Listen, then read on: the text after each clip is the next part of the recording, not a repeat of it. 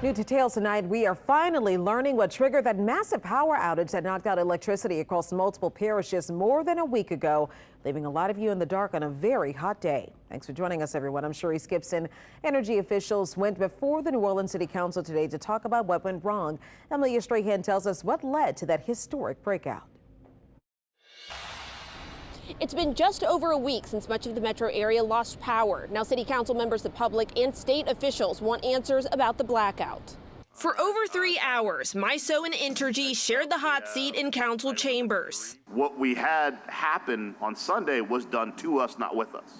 And that makes it very hard to stomach. 9 days after over 100,000 people across parishes abruptly lost power, city and state leaders wanted to know what happened, why no one was warned, and how they chose which areas would go red. The brunt of the overload would be taken on by certain communities.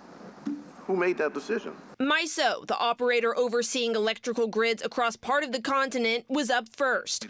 Representative Rick Kim described the events leading up to the historic outage. It wasn't one thing. It wasn't one unit. It wasn't one thing that caused this. This is really a culmination of events that led us to the decision. A tornado in West Louisiana knocked out one high-capacity power line. Another was down for planned testing. Then when temperatures hit their highs Sunday, MISO Representative J.T. Smith says the grid couldn't keep up with demand. According to Smith, shutting off customers' power was the only way to avoid a catastrophic widespread outage. Councilmember J.P. Morrell pressed MISO about the lack of notification to the public. If you knew yet this was teetering on the edge since Friday, did we not start on Friday going with the capacity emergency to try to have regulators and the companies communicate to the public? While the incident wasn't anticipated, Smith admitted the public deserved more warning. And that's why one of the largest lessons learned that we need to come out of this is